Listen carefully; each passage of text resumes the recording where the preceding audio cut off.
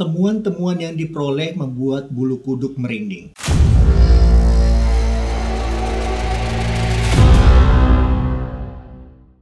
Hai semua, saya Anzar akan menjadi guide kamu di channel ini. Ini adalah video kedua saya di channel ini, dan tentunya saya mengucapkan selamat datang untuk kamu yang mungkin baru saja bergabung. Saya juga ingin memberikan apresiasi yang sebesar-besarnya untuk kamu yang sudah memberikan feedback positif dan juga feedback yang membangun di video pertama saya. Views-nya bertambah setiap harinya. Terima kasih juga sudah nge-like, share, komen, dan subscribe. Tentunya terus support saya untuk membuat konten-konten yang oke untuk kamu dengan menekan tombol subscribe dan jangan lupa nyalakan tombol loncengnya supaya kamu tidak ketinggalan video-video terbaru dari saya. Alright, kali ini kita akan membahas mengenai kasus misteri kematian Chris Kremers dan Lisen Froon yang belum terpecahkan dalam pendakian di Panama. Kenapa kasus ini saya anggap menarik? Karena bukti-bukti yang diperoleh justru memberikan lebih banyak pertanyaan dibandingkan jawaban. Bahkan ada banyak hal-hal aneh dan tidak masuk akal yang menyelimuti kasus kematian ini. Oh ya, saya juga udah meriset kasus ini dan tentunya saya merinding berkali-kali karena memang kasusnya sangat spooky, complicated, dan belum terpecahkan sampai sekarang. Kalau gitu langsung saja.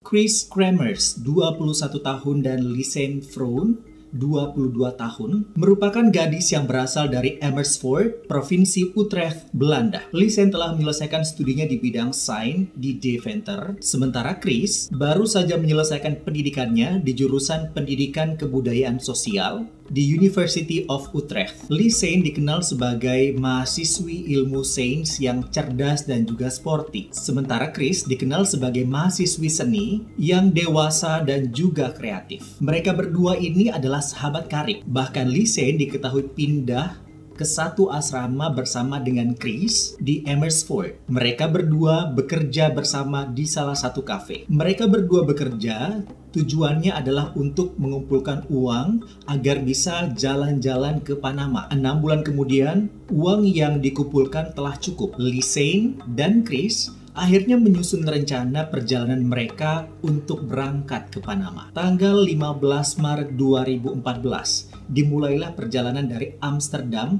ke Costa Rica. Dari sana, mereka kemudian akan melanjutkan perjalanan ke Bocas del Toro, Panama. Mereka bermaksud untuk melakukan traveling di Panama. Selain itu, juga akan menjadi volunteer di sekolah anak-anak kurang mampu di sana. Dan sangat ingin belajar bahasa Spanyol. Ya, karena memang bahasa resmi yang digunakan di Panama adalah bahasa Spanyol. Jadi mereka berpikir akan menjadi ide yang bagus kalau ingin belajar bahasa Spanyol langsung saja turun atau terjun langsung ke warga lokal. Sebelumnya di Belanda mereka telah mengumpulkan uang dari keluarga dan juga teman-teman untuk membeli mainan dan barang-barang yang bisa didonasikan untuk anak-anak di Panama. Ini adalah kali pertama bagi mereka ke Panama. Demi mencicipi kehidupan di sana seotentik mungkin, mereka tak mau tinggal di hotel, melainkan mencoba tinggal bersama dengan keluarga lokal yang akhirnya menjadi keluarga angkatnya. Saya nggak tahu apakah penyebutan kota yang akan saya sebutkan ini benar atau tidak. Yang jelas mereka tinggal di salah satu kota kecil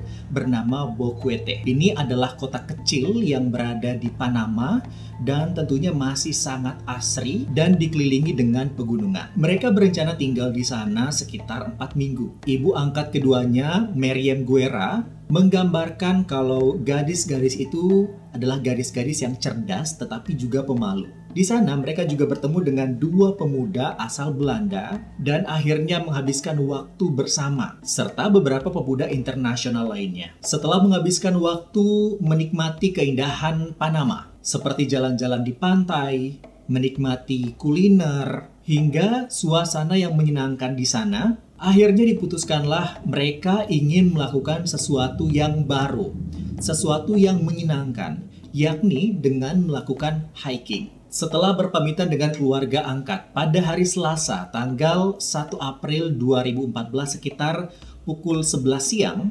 Dilakukanlah hiking pertama mereka di Boquete, Chiriku di jalur Pianista, tidak jauh dari tempat tinggal mereka. Ini memang merupakan jalur yang cukup terkenal untuk para hikers. Lintasan melewati hutan rimba dan air terjun. Dan kabarnya jalur ini adalah jalur yang cukup mudah untuk dilalui oleh para hikers. Mereka diketahui sempat melakukan brunch bersama dengan dua pemuda asal Belanda tersebut sebelum akhirnya memutuskan untuk memulai perjalanan dekat hutan hujan yang mengelilingi gunung berapi tersebut. Pada saat memulai perjalanan, mereka juga mengabadikan gambar dan mempostingnya di Facebook. Pada saat itu, Chris dan Lise mengenakan pakaian yang cukup santai, seperti mengenakan celana pendek, tank top, bahkan mereka tidak membawa perlengkapan mendaki yang memadai, melainkan hanya perlengkapan-perlengkapan kecil yang kemudian ditaruh ke dalam ransel. Jadi perlengkapan untuk perjalanan yang singkat. Nah, di dalam perjalanan sebelum pendakian dimulai, kabarnya mereka bertemu dengan warga lokal untuk menanyakan rute pendakian, dan pada saat itu warga lokal tersebut telah memperingati kedua gadis itu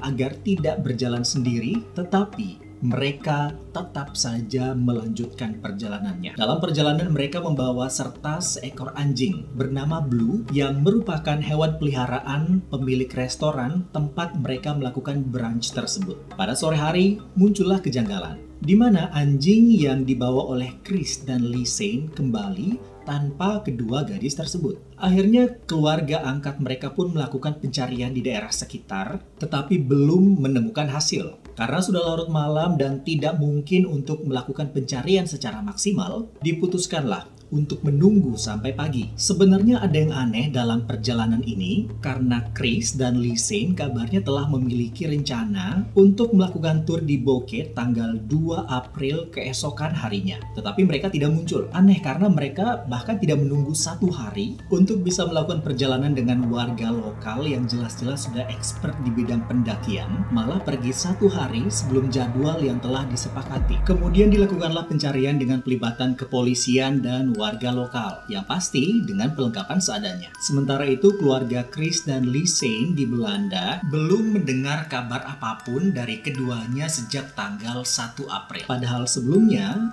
gadis-gadis itu secara teratur menghubungi orang tua mereka setidaknya untuk memberikan kabar. Ketika orang tua kandung mengetahui kabar hilangnya Chris dan Lise, maka pada tanggal 6 April, salah satu orang tua terbang ke Panama bersama dengan detektif, menyusuri hutan selama 10 hari. Pencarian dilakukan sangat masif.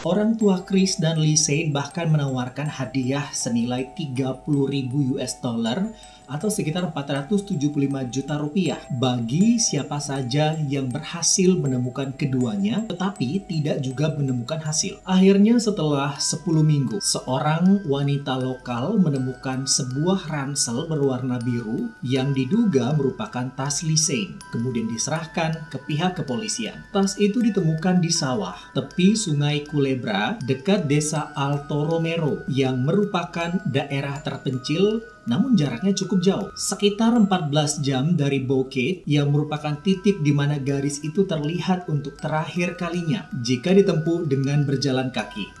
Jadi tentunya jaraknya sangat jauh. Pihak kepolisian yakin bahwa ransel tersebut berada di sana 1 hari sebelumnya. Polisi menduga bahwa tas tersebut hanyut terbawa oleh sungai. Barang-barang di dalamnya pun masih dalam keadaan baik dan semuanya dalam keadaan kering. Yang aneh, ransel tersebut padahal sangat sederhana, tidak tahan air, bahkan kainnya cukup tipis. Dalam keadaan normal, barang-barang di dalam ransel seharusnya basah kuyup jika terbawa oleh arus sungai yang deras. Tetapi ini malah kering sehingga banyak orang yang akhirnya bertanya-tanya, kenapa bisa? Apalagi beberapa minggu belakangan terjadi hujan deras. Ini adalah keadaan misteri pertama yang ditemukan. Ransel ini juga berisi mengenai petunjuk pertama mengenai apa yang kemungkinan terjadi terhadap gadis-gadis tersebut. Di dalamnya ada 2 bra yang terlihat rapi, 2 kacamata hitam yang sederhana, botol air kosong,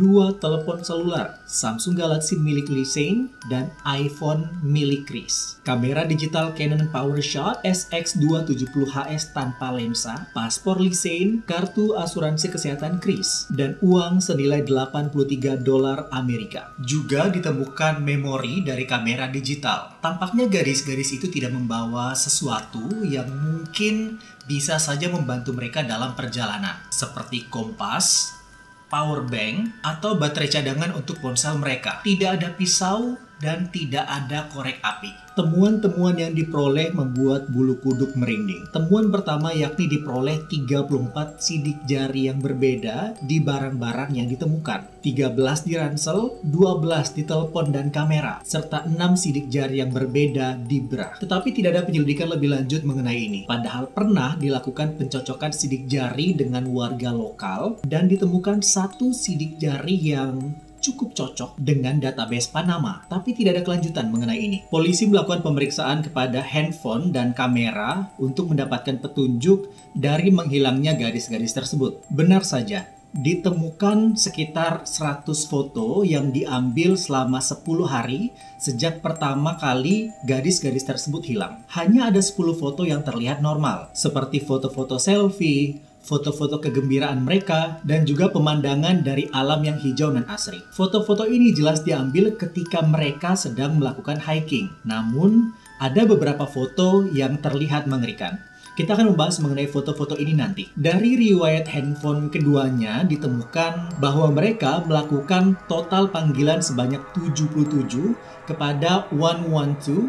Ini merupakan nomor darurat untuk Belanda, dan juga 911. Dari data ponsel keduanya ditemukan kalau beberapa saat setelah dimulainya pendakian, mereka sepertinya telah mengalami kesulitan. Karena pada sekitar pukul 16:39 dilakukanlah panggilan darurat yang pertama. 10 menit kemudian, upaya kedua pun dilakukan. Mereka terrecord melakukan panggilan kepada 112, tapi mungkin karena jaringan yang tidak mendukung, panggilan tersebut tidak berhasil. Kemudian mereka mematikan handphone dan mencoba menelpon kembali 14 jam kemudian. Setelah berupaya melakukan panggilan telepon, ponsel Samsung Lisein berhasil terhubung ke layanan 112, tapi hanya sekitar 1-2 detik. Kemudian koneksi terputus kembali dan telepon dimatikan. Tidak jelas kenapa telepon terputus. Mungkin karena koneksi yang buruk, atau mungkin karena koneksi yang sengaja diputuskan oleh orang lain.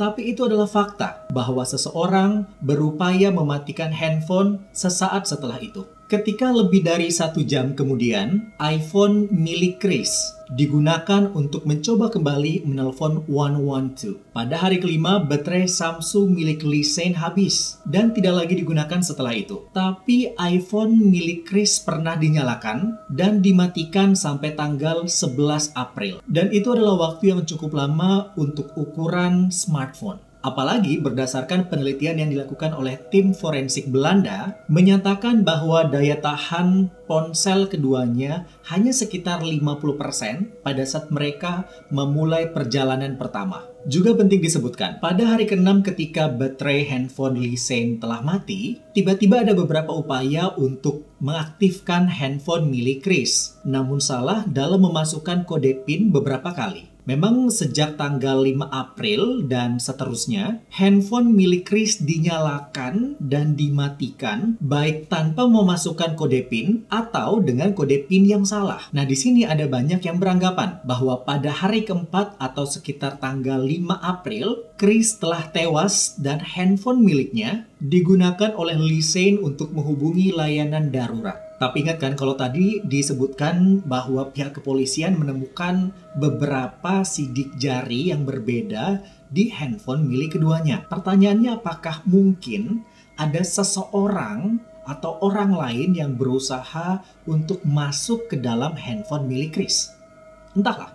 Wilayah ini sebenarnya tidak dijaga oleh petugas hutan, tapi dihuni oleh penduduk asli yang tinggal di dalam hutan, yakni suku Ngobe, yang desanya berjarak sekitar 12 jam dari Continental Divide tempat di mana pertama kali tas tersebut ditemukan. Oh iya, tadi juga kita sempat membicarakan mengenai 10 foto yang terlihat normal dan selebihnya terlihat mengerikan. Ternyata ada foto yang diabadikan pada tanggal 8 April pada pukul sekitar 1 sampai 4 dini hari yang lokasinya tidak diketahui. Pada foto itu terlihat bahwa barang-barang milik Chris dan Lisanne berhamburan di atas bebatuan. Ada pula foto kantong plastik yang berada di atas ranting pohon, serta terdapat beberapa bungkus permen karet di sekitarnya. Ada pula foto yang memperlihatkan beberapa kertas toilet, terlihat juga tali kamera, juga bundaran yang terlihat seperti cermin. Tidak diketahui pasti alasan diambilnya foto-foto tersebut dan apa tujuannya, tapi ada banyak teori mengenai ini. Yang pertama, bahwa mereka berusaha menavigasi jalan terutama pada malam hari. Teori lain mengatakan bahwa gadis-gadis tersebut mengambil gambar dari arah yang benar-benar bebas dan menggunakan flash pada malam hari untuk memberitahukan kepada orang-orang dan petugas pencari keberadaan mereka. Teori lain juga mengatakan bahwa mereka mencoba menakut-nakuti hewan liar menggunakan flash kamera. Yang jelas, masih banyak perdebatan mengenai hal ini. Setelah mendapatkan sedikit titik terang mengenai hilangnya Chris dan juga Lisanne, polisi kembali melakukan pencarian di lokasi di mana tas ransel pertama kali ditemukan. Dengan bantuan orang-orang sekitar dan juga suku Ngobe, akhirnya ditemukan pakaian Chris. Terlihat rapi di tepi sungai Surpen. 2 bulan kemudian, sesuatu yang lebih mengerikan ditemukan, yakni potongan tulang berupa tulang panggul dan tulang kaki di dalam sebuah sepatu boot. Ditemukan juga 2 buah tangan lengkap dengan tulang. Total ditemukan sekitar 33 tulang yang diduga merupakan tulang milik Chris dan juga Lisanne. Akhirnya dilakukan tes DNA. Hasilnya, tulang tersebut teridentifikasi milik Chris dan juga Lisanne. Sepatu boot dan kaki yang ditemukan adalah milik Lisanne. Sementara tulang pinggul adalah milik Chris. Anehnya, dari total 33 tulang yang ditemukan, ternyata milik 3 orang yang tidak diketahui. Mungkinkah ada korban lainnya? Namun ada yang aneh dari penemuan tulang Lisanne dan juga Chris, di mana tulang Lisanne terlihat mengalami pembusukan yang alami, di mana masih terdapat sisa-sisa daging di tulangnya. Sedangkan tulang Chris cukup aneh, karena berwarna putih dan seperti terlihat sengaja di bleaching atau diputihkan. Sama sekali tidak ada sisa daging. Kasus ini kalau dilihat dari segi manapun memang cukup aneh. Pertama, kedua gadis muda itu yang sebelumnya tidak memiliki pengalaman sama sekali dalam melakukan pendakian, tapi mampu bertahan hidup tanpa makanan dan mungkin juga tanpa air selama seminggu lebih. Kedua, foto-foto aneh dan kenyataan bahwa seseorang berusaha membuka handphone milik Chris tanpa mengetahui sama sekali kode PIN-nya.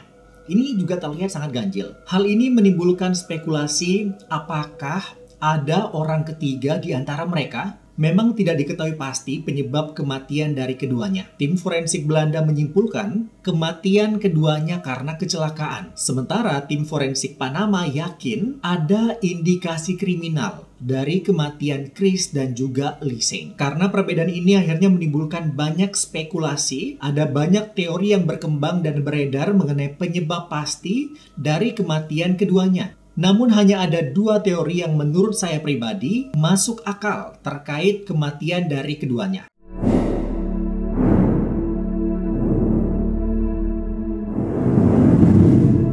Yang pertama adalah karena faktor alam. Teori ini mengatakan bahwa Chris dan juga Lisanne tewas karena faktor alam, seperti kelaparan, haus, dan kedinginan. Teori ini nampak masuk akal karena fakta bahwa mereka itu telah mencoba beberapa kali menelpon layanan darurat dan tidak tahu daerah tersebut dengan baik. Di teori ini juga menjelaskan bahwa dalam perjalanan mereka mengalami kecelakaan. Di salah satu foto yang ditemukan terdapat foto yang terlihat aneh, di mana foto ini menunjukkan close-up rambut pirang milik Chris. Bahkan kabarnya ada juga foto yang beredar menunjukkan darah yang tumpah di pelipis dari Chris. Tapi saya tidak menemukan sama sekali foto tersebut. Di sini banyak yang menyimpulkan bahwa Chris mengalami kecelakaan. Dari foto-foto yang ditemukan di kamera milik Lysane, para penyelidik mengatakan bahwa keduanya sempat melalui jembatan yang disebut dengan jembatan monyet. Disebut jembatan monyet karena medan yang dilalui cukup ekstrim, di mana hanya terdapat tali yang cukup tipis untuk melakukan penyeberangan. Dengan demikian, banyak yang berteori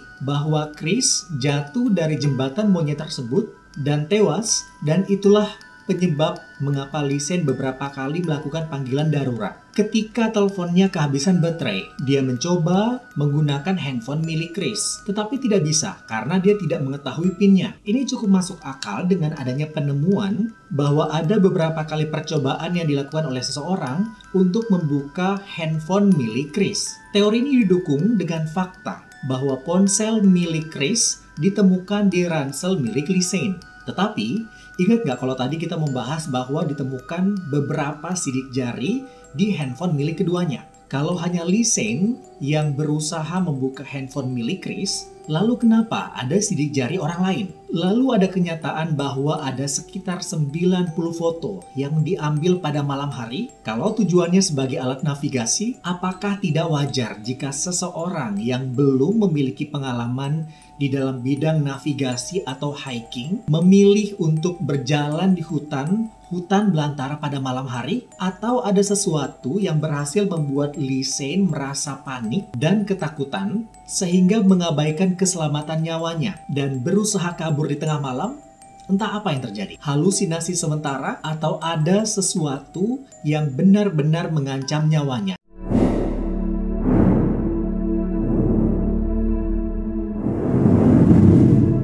Teori ini beranggapan bahwa keduanya tewas karena dibunuh. Hal aneh yang tersebar bahwa mereka ini tersesat. Padahal jalur hiking yang mereka lalui tidaklah sulit. Bahkan dari bukit yang ada, mereka bisa dengan mudah melihat kota dari bawahnya. Jadi seharusnya jika mengikuti jalan setapak yang ada, nggak akan mudah untuk tersesat. Namun, ayo coba kita lihat dari sisi yang berbeda. Bagaimana jika mereka sengaja mengambil jalur lain? Pertanyaannya kemudian, kenapa?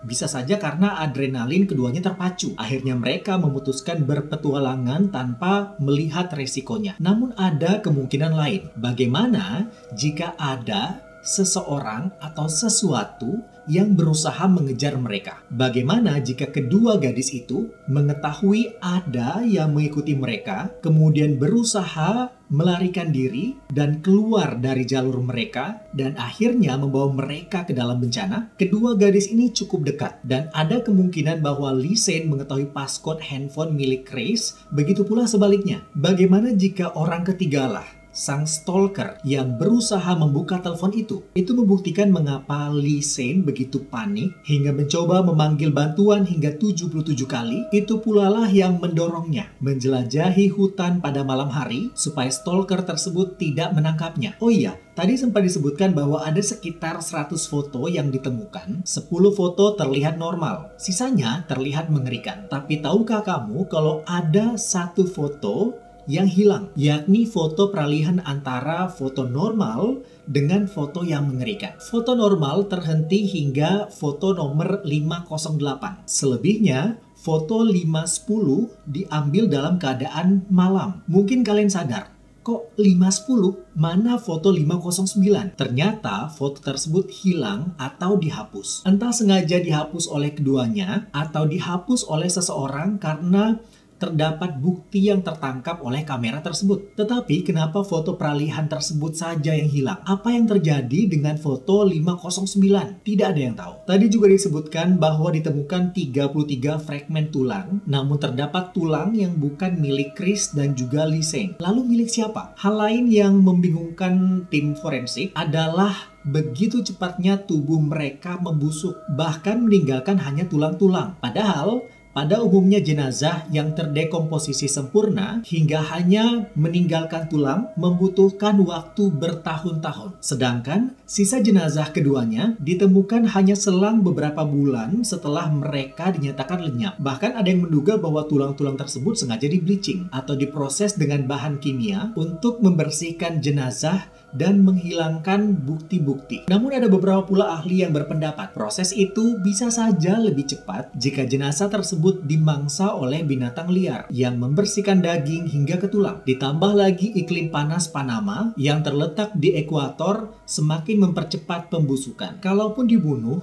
pertanyaannya kemudian dibunuh oleh siapa? Pihak kepolisian telah menginvestigasi banyak orang untuk mencari tahu kemungkinan ini, termasuk dua pria Belanda yang bersama sesaat sebelum perjalanan hiking yang dilakukan oleh Chris dan Lisanne, namun tidak ditemukan bukti keterlibatan dua pria tersebut. Muncul juga dugaan bahwa pemerintah setempat sengaja menutup-nutupi kasus ini karena alasan pariwisata, di mana kalau kasus ini terungkap dan menemukan kenyataan benar-benar dibunuh oleh penduduk lokal, bukan tidak mungkin akan banyak orang yang enggan datang kembali ke Panama. Sebagai catatan, saya juga telah melakukan riset bahwa ternyata di tahun 2009 hingga tahun 2017, beberapa tahun setelah kasus dari Chris dan juga Lisanne, ditemukan sekitar 24 wisatawan yang dinyatakan hilang dan tewas di sekitar kawasan tersebut. Itu dia dua teori yang cukup masuk akal menurut saya yang menjelaskan misteri kematian Chris Kremers dan juga Lisanne Froon. Selain itu juga terdapat teori yang menyatakan bahwa keduanya ini merupakan korban kanibalisme, korban perdagangan tubuh, dimakan hewan buas. Tetapi hingga kini misteri kematian Chris Kremers dan juga Lisanne Froon masih belum terpecahkan dalam pendakian di Panama. Alright guys, itu dia kasus yang kita bahas pada hari ini. Menurut kalian, apa sebenarnya yang terjadi dengan keduanya? Apakah ini bukti dari kekejaman alam? Atau ada keterlibatan dari orang ketiga dari kematian keduanya dalam melakukan pendakian di Panama? Atau ada kemungkinan lainnya? Silahkan berikan teori atau komentar kamu di bawah. Kalau kamu suka dengan video ini, silahkan di like, share, komen, dan juga subscribe. Dukung saya untuk bisa mendapatkan 200 subscriber di 2 minggu pertama saya. Ini udah masuk minggu pertama. Terima kasih banyak. Saya Anzar Ahmad. Cheerio!